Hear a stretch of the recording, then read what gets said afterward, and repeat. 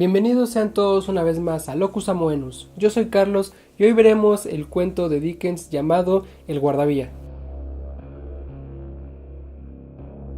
Este cuento fue escrito por el inglés Charles Dickens en 1866. Este fue uno de sus tantos cuentos cortos que escribió y por lo mismo solo nos detendremos un poco a dar una breve reseña por si tú no has leído este cuento. Después haré una pequeña teoría de lo que yo creo que en realidad pasó en esa historia. Si tú no has leído este cuento, te recomiendo enormemente que vayas a leerlo. Es increíble. Es del género terror, por lo que si lo puedes leer solo y medio oscuras, te lo recomiendo más. El Guardavía es una pequeña historia que empieza con nuestro protagonista, del cual nunca sabemos el nombre, pero en su camino ve una caseta de tren, pero él se encuentra en la parte superior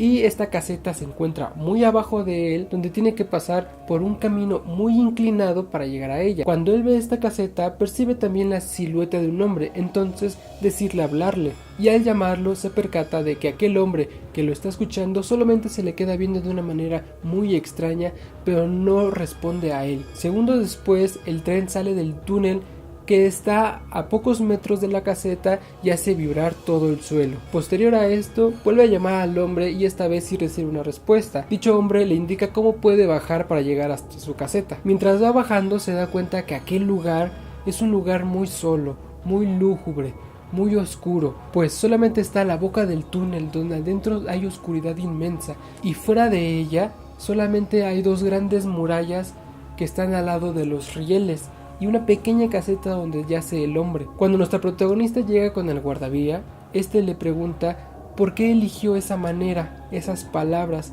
esa frase para llamar su atención desde lo alto, a lo que él responde que no lo sabe, que es algo muy natural, no tiene tanta ciencia, simplemente lo dijo, pero el guardavía parece que guarda un secreto. Se le ve muy alterado por su respuesta y escéptico a ella también. Después de esta pequeña interacción, el guardavía invitará a nuestro protagonista a entrar a su caseta, donde tiene un escritorio para hacer sus labores administrativas que van con su trabajo, y también tiene una chimenea y es donde él habita durante toda su jornada. Y dentro de esta caseta, los dos hombres empezarán a hablar y el guardavía le confesará a nuestro protagonista que hay algo que lo mantiene muy intrigado, un secreto del que no le ha dicho a nadie. El guardavía decide contarle entonces qué es lo que le ha estado pasando durante algún tiempo, y este hecho que le cuenta es algo tan tenebroso que el mismo protagonista no sabe si creerle o no, y es esta historia tan fuerte lo que hace que se desencadene todo el hilo de la historia. Así que si tú quieres saber qué es ese secreto que el guardavía le contó, cuál es esa oscura historia, qué es lo que le está sucediendo en esa caseta, te invito a que leas este gran cuento, que a pesar de que sea un cuento tan corto, es muy conciso durante toda la historia. Ahora pasaremos a una teoría que después de la lectura que yo hice he tenido. Quiero recordarles que esto es solo mi opinión y no es algo que sea una verdad universal o que solo sea la única manera de interpretar este cuento. Después de toda esta historia del guardavía y de aquel ser que él ve cada cierto tiempo y que es un hombre que está dentro de ese túnel donde pasa el tren, nos damos cuenta en un primer momento que quizá ese guardavía puede que le esté afectando mucho su estancia ahí, pero que después de que nuestro protagonista y nosotros mismos nos demos cuenta que se trata de un hombre inteligente y responsable, esa opción queda descartada. El espectro que ve debe de estar ahí, o algo debe de estar pasando, y todo este misterio podría resolverse en el final, pues cuando el guardavía muere, el que va conduciendo el tren cuenta cómo fue que sucedieron los hechos, y las cosas fueron así. Él iba en el túnel y mientras iba llegando a la salida de vio al hombre parado de espaldas y que no hacía caso al ruido que hacía el tren, así que llegando a él e imposibilitado de frenar para poder detenerse y no matarlo, decide poner su mano en sus ojos y hacerle señas mientras le grita que se quite, que tenga cuidado, es decir, le decide hacer lo mismo que hacía el espectro. Entonces aquí se abren dos posibilidades. La primera es que el guardavía estaba ahí porque quería llegar al espectro de alguna manera, y cuando el que manejaba el tren le comenzó a gritar todo aquello que siempre le grita al espectro, no se inmutó pues siempre lo había escuchado y nunca había pasado nada, al menos nada a él. Y es por esto entonces que el guardavía no se quitaría de las vías, pues pensaría que quien le habla no es el que maneja el tren, sino el espectro que siempre ve. Por eso fue atropellado por el tren. La segunda, que yo encuentro un poco más coherente con base en la historia, es que cuando el hombre que maneja el tren ve al guardavía parado en las vías y no le hace caso de sus advertencias, comenta algo muy curioso que creo que es lo que puede resolver todo esto, y es que el guardavías está de espaldas al tren, está de espaldas al túnel, está de frente hacia afuera, hacia la caseta. Si nos pusiéramos a pensar qué hace ese guardavía ahí, y sobre todo por qué está así, si una noche antes quedó con su amigo de volver a verse, ¿por qué entraría? Además, él mismo, el guardavía, ha dicho varias veces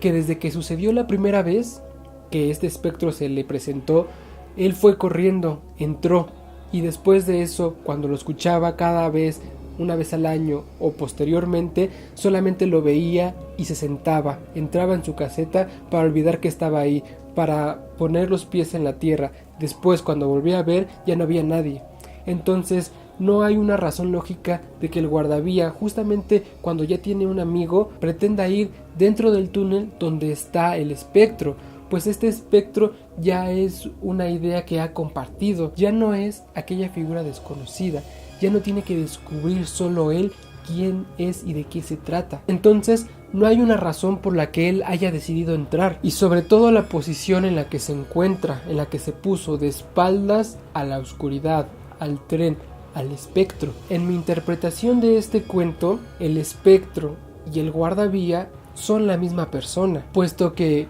cuando fue arrollado por el tren no estaba el guardavía en la faceta de guardavía, sino estaba el guardavía en la faceta de espectro. Por eso le estaba dando la espalda hacia donde venía el tren, pues estaba viendo hacia la caseta como siempre lo había hecho el espectro. Además, es importante notar que el guardavía siempre hizo énfasis a su interlocutor que nunca ha podido ver el rostro de aquel espectro, ya que la primera vez que se acercó, este tenía el brazo sobre sus ojos y su rostro y no pudo llegar a verlo. Y curiosamente, cuando el protagonista se da cuenta que ha muerto, pide explicaciones a los demás, y es uno de ellos quien le comenta que en un caso extraordinario de este accidente que fue arrollado por el tren,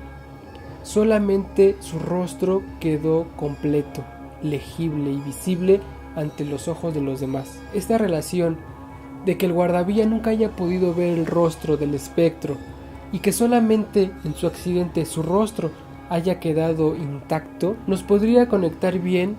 que él nunca ha visto la cara del espectro porque es su mismo rostro, y el único que lo pudo ver fueron los demás, y sobre todo el protagonista. Y como dato extra, también es solamente el guardavía quien ha visto al espectro, porque aunque el protagonista sabe de su existencia y de hecho casi está muy convencido de que esto sea cierto, nunca lo ve. El primer día que se encuentran ellos dos, el guardavía y el protagonista, el guardavía lo ve 2 veces y el protagonista ni siquiera lo escucha. Es por eso que yo llego a esta conclusión, que el guardavía y el espectro son la misma persona. Así que este cuento pareciera que se tratara de un hombre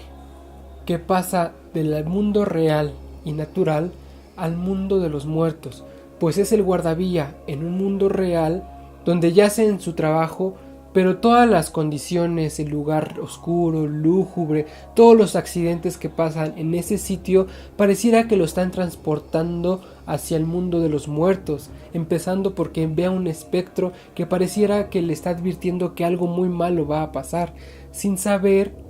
según mi teoría, que ese espectro es él mismo ya asentado muy bien en el mundo de los muertos, donde el vivo finalmente muere. Te recuerdo que esto es solamente mi opinión. Si tú tienes otra, por favor déjame en los comentarios y podríamos platicar acerca de este grandioso cuento. Si no lo has leído, te recomiendo muchísimo que lo hagas y después me digas si estás de acuerdo conmigo, si no lo estás, o si encontraste unos detalles que a mí se me fueron. Muchísimas gracias por ver el video y nos vemos en otra ocasión. Hasta luego.